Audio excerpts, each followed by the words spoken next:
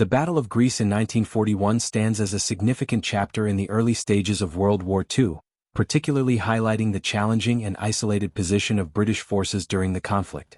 While Greece's initial resistance to the Italian invasion was a symbol of defiance, the British found themselves increasingly isolated and overwhelmed after German intervention in April 1941. Background.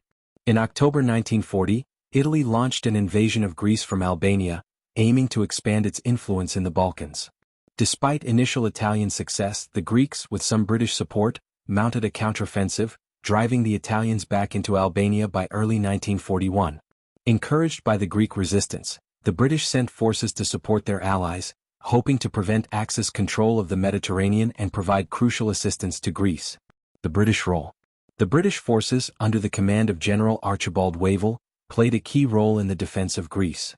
British Commonwealth troops, including Australians and New Zealanders, helped reinforce Greek defences, particularly in the region of Thessaloniki and along the Metaxas line. However, the British presence was limited due to other commitments in North Africa and the Middle East. German intervention and isolation.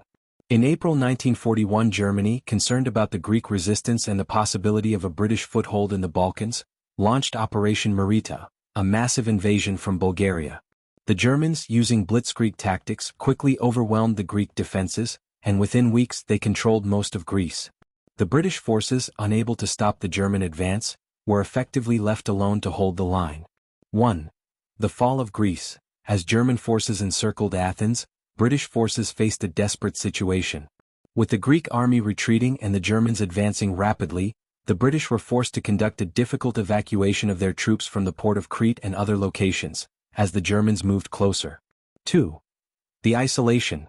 The British found themselves increasingly isolated during the battle, as Greek and Commonwealth forces were unable to hold the German onslaught.